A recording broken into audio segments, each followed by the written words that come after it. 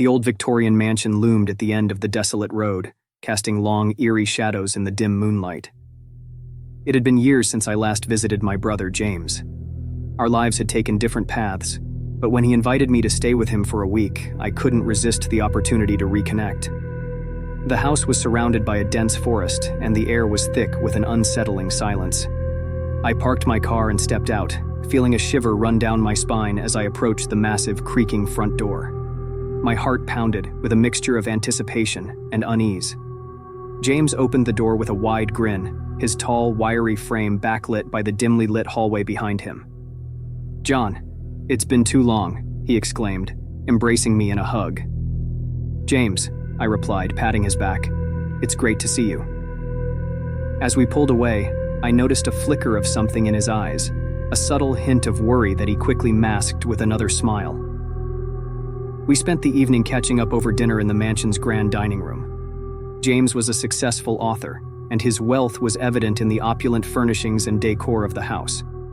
Despite his material success, he seemed distracted and distant, frequently glancing over his shoulder as if someone were watching.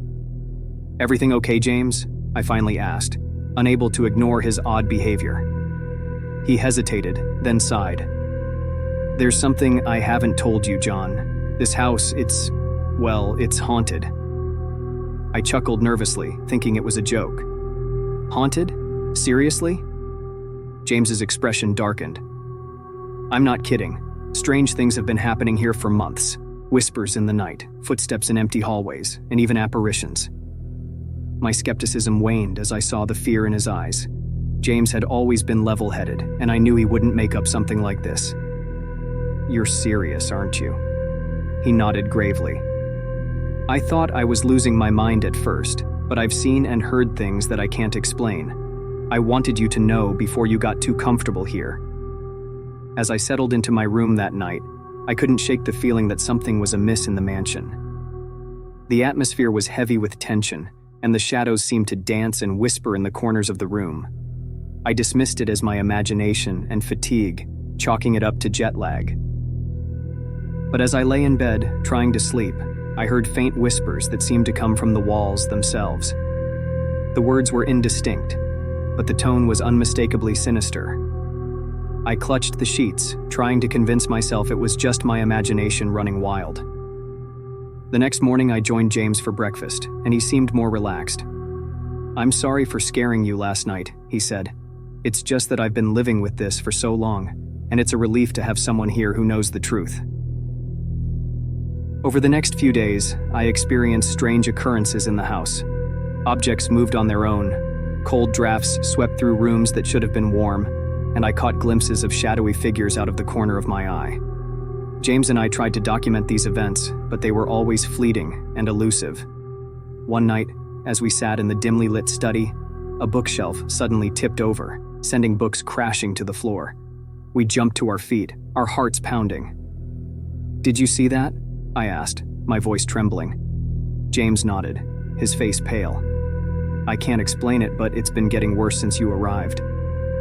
As we cleaned up the mess, I noticed an old photograph that had fallen from one of the books. It depicted a group of people in early 19th century clothing standing in front of the mansion. The faces were all unfamiliar, except for one.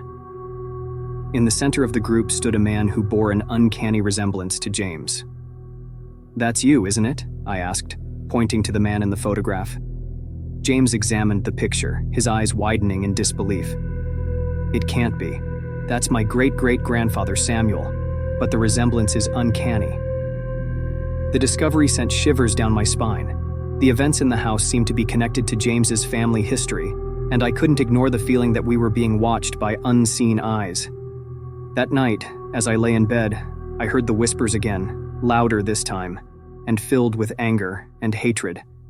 It was as if a malevolent presence had taken residence in the walls of the mansion. I tried to wake James, but he was in a deep sleep, oblivious to the sinister voices that filled the room. As the days turned into weeks, the activity in the house escalated. Apparitions became more frequent, and the whispers grew more menacing. James and I began to research the mansion's history, uncovering a dark and tragic past. The mansion had been built in the early 1800s by Samuel, James's ancestor. He had been a wealthy and influential man, but rumors circulated that he had made a pact with a malevolent entity to attain his riches and power. The entity was said to have cursed the mansion and all who dwelled within it. As the curse's effects grew stronger, I became increasingly desperate to find a way to break it and free my brother from the torment that had plagued him for so long. We consulted experts in the paranormal, but they could offer no solution. We tried performing rituals and exorcisms, but the malevolent presence only seemed to grow stronger. One night, as James and I sat in the study, a voice spoke to us, cold and mocking. "You cannot escape the curse, for it is eternal." My heart sank as I realized the truth. The curse had no end, and it would continue to torment James and anyone who entered the mansion for all time. In a final act of desperation, I made a painful decision. I could not bear to watch my brother suffer any longer, so I left the mansion, vowing never to return. As I drove away, I looked back one last time, and in the window, I saw James standing, his face filled with resignation. Years passed, and I tried to move on with my life, but the memory of that cursed mansion haunted my dreams. I received word that James had passed away, and I couldn't help but wonder if the curse had finally claimed him. One day, I received a letter in the mail.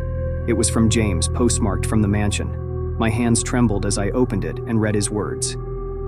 "I'm still here, John, trapped in the endless cycle of the curse. I can't escape and I can't die. The mansion is my eternal prison, and I can only hope that you will never return." The letter sent a chill down my spine, and I knew that I could never go back to that place, that malevolent house that held my brother in its grip for all eternity. As I sat alone in my apartment, I couldn't help but wonder if the curse would someday reach out and claim me too, and if I would become another tormented soul trapped within the walls of the haunted mansion, forever bound to the never-ending cycle of horror and despair.